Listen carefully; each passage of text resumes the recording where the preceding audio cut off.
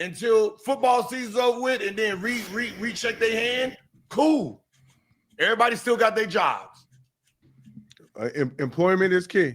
I can tell you this. Ownership is key. Get with the way our employment. contracts is doing, they could say, hey man, we're gonna let about 6-7 of y'all go. And turn y'all ass into yeah. I'm kind of confused.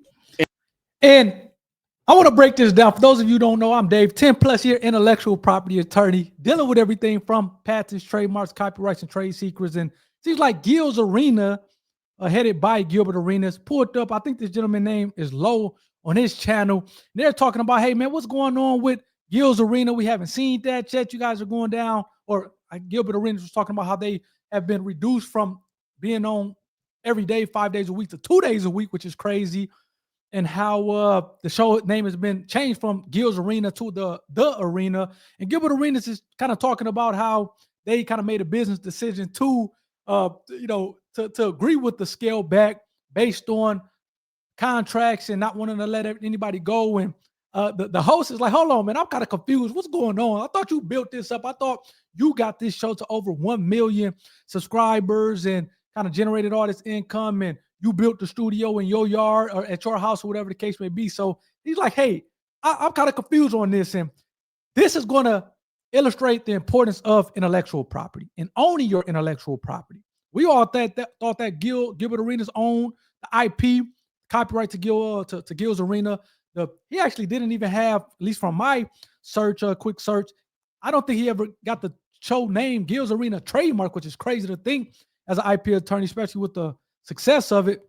However, putting the trademark aside for a second, it seems like the contents of the control and the ownership of the show, he doesn't even own. He's going to continue to explain that. And I'm going to give you, at the end of it all, I'm going to compare that with a situation with Cameron I had on the Breakfast Club and kind of show you how these two situations are completely different.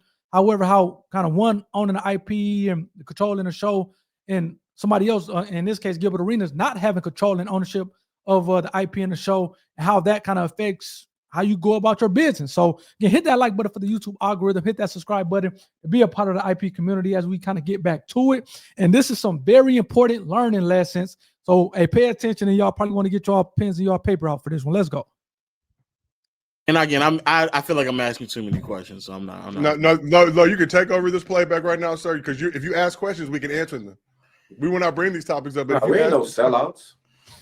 Okay, because this is now forcing me to ask very specific questions just because how familiar I am with the community and like what's going on in the space. Okay.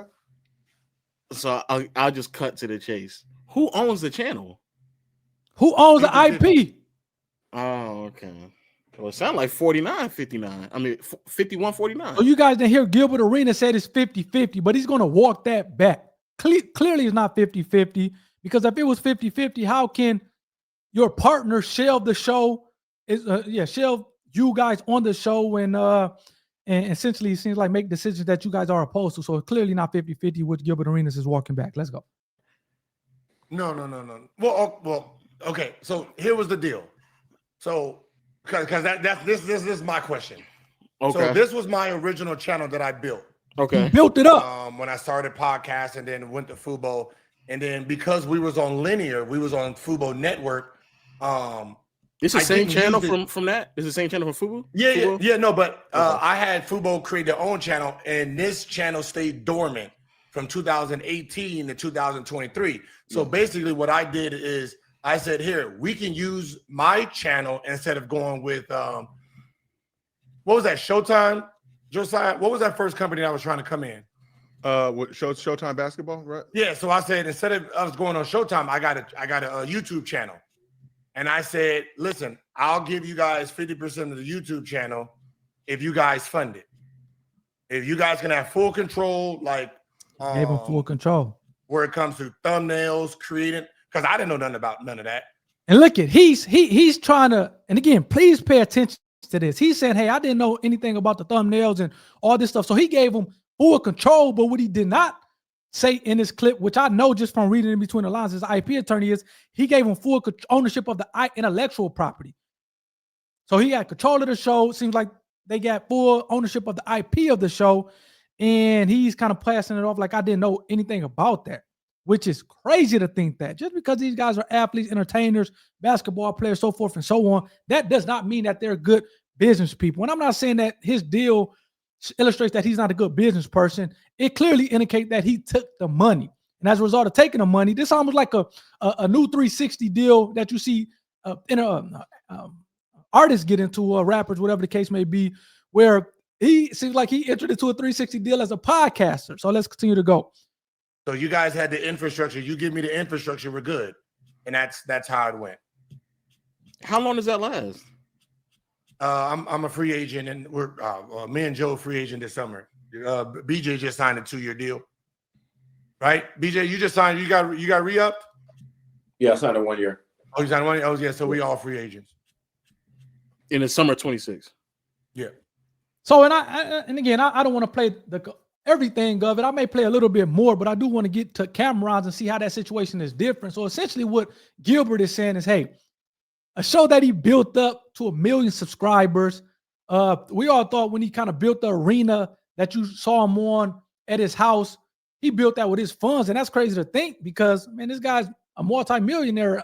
I'm assuming that he's a multimillionaire based on his contract in the NBA and all the money that he's made.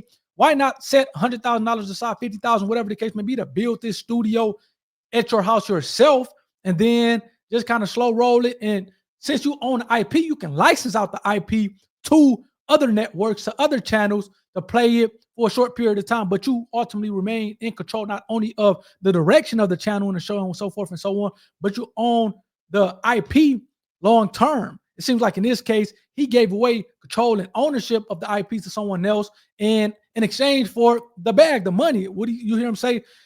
Hey, man, we signed contracts with these guys, so essentially I gave him control and ownership, IP, whatever the case may be, and we signed contracts for a time period.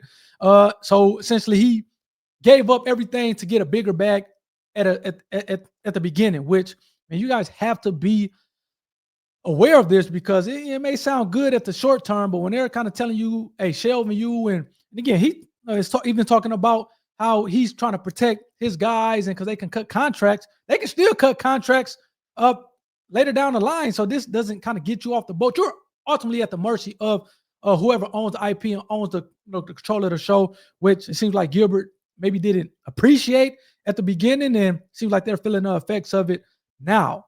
So that's interesting. It's crazy to think that he's talking about a show that he created and built up from the ground up, about him kind of signing the contract with others. I know if he signed that contract, he got a big bag, but he signed the contract with kind of whoever his partners is. I think with the arena, whoever owns the arena group, which owns the trademark to it. I do want to kind of compare and contrast that to Cameron's situation. Cameron was on a Breakfast Club. This is a short clip, but he was on a Breakfast Club talking about how he built his show up. It is what it is, and kind of how that springboard. So I do want to kind of play this and see how this one compares or contrasts to the Gilbert Arenas situation. Let's go.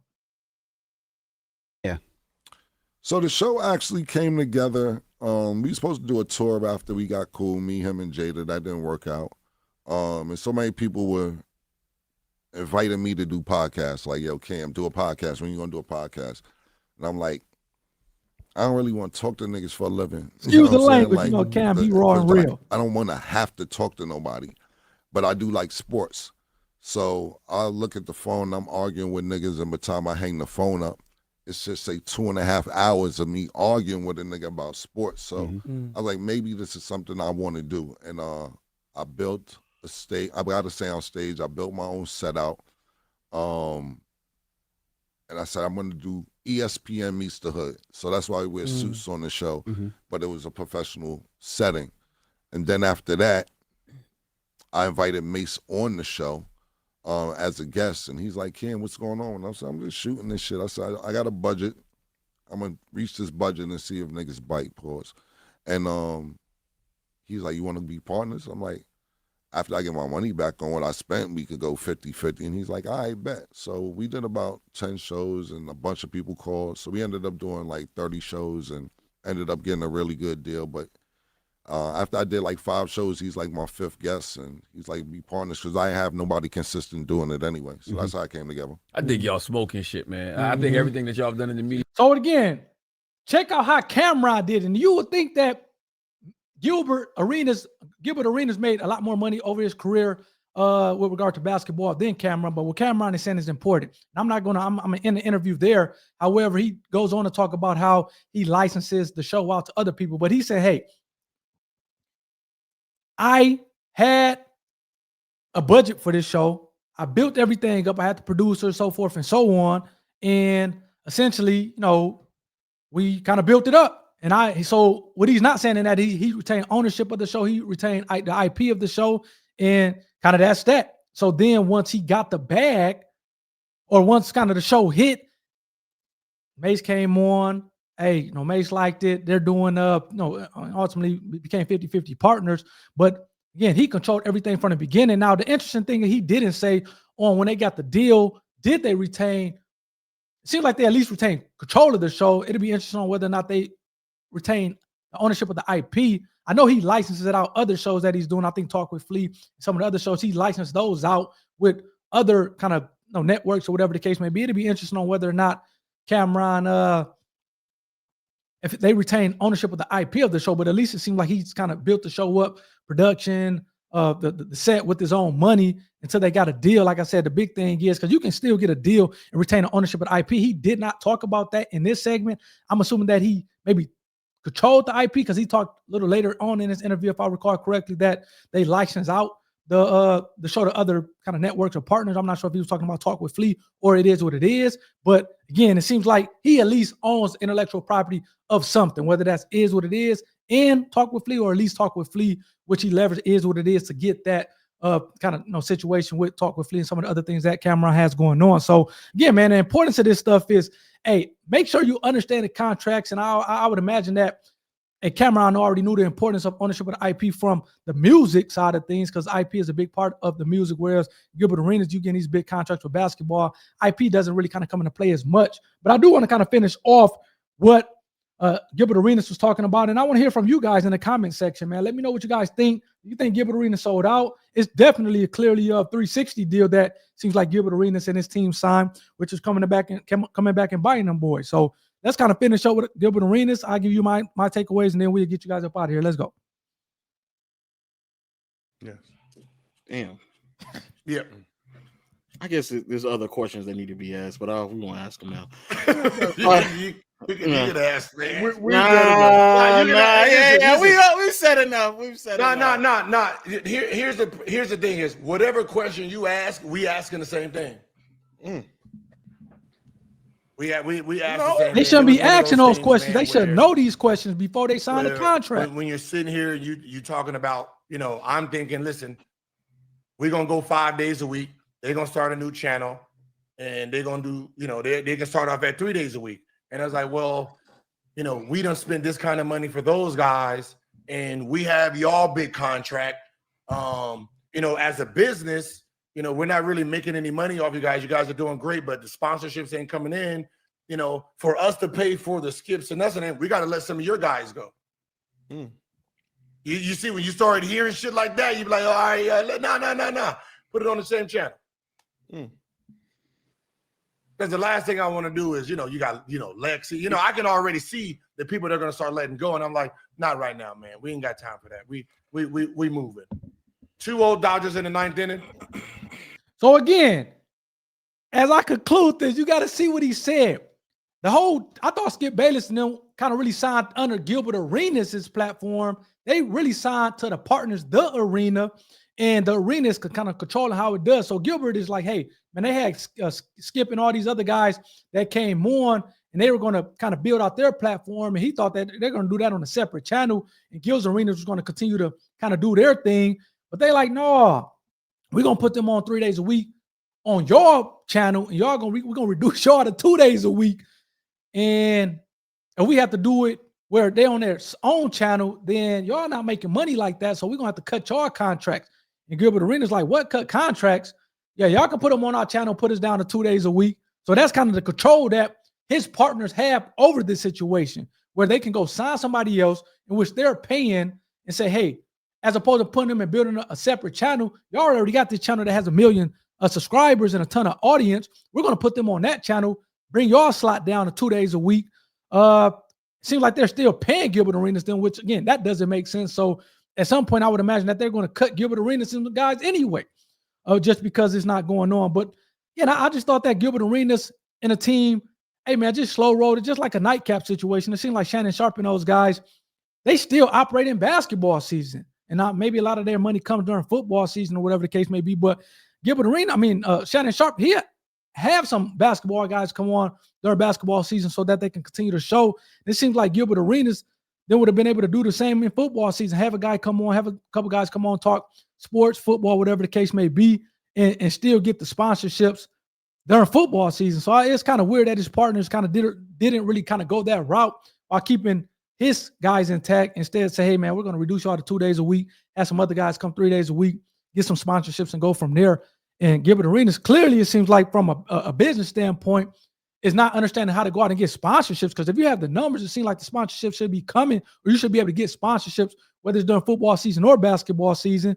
It seems like they maybe, again, like I said, took the bag and kind of really didn't know, number one, what they were getting off into. Then number two, couldn't justify things from a business reason to kind of get sponsorships to kind of cover at least their expenses with kind of his staff, production team, his host, co-host, whatever the case may be. So, man, this is a big reason why you need to, number one, make sure you understand the contract that you're signing and who has control of it and ownership of the IP. And then number two, man, make sure you're playing a long game with this stuff. Seems like Gilbert Arenas, and I can't, whatever. We always talk about the 360 deal where they give the artists that money up front. They still got the record company still have to recoup that money. And it seems like in this case, yeah, they gave Gilbert Arenas and those guys the bag up front. However, they're still not recouping the money that they gave out in a bag, so they can kind of control the situation on the IP and make those decisions as relates to how much Gilbert Arenas and this team kind of goes on or whatever the case may be. So, man, hopefully you guys understand this on the IP. Slow growth is a lot of times better than trying to get the bag earlier on in a process. And kind of you can see these guys essentially being shelved right now, which is unfortunate because they had a phenomenal show that, as they talked about early on in this particular video, have winning awards for viewership, so forth and so on. So to get all those viewerships and not be able to translate that to sponsorships and kind of long-term money for the cast, I mean, that's surprising and that's shocking. It sounds like bad business to me, but that's kind of my take on it. Let me know what you guys think in the comment section.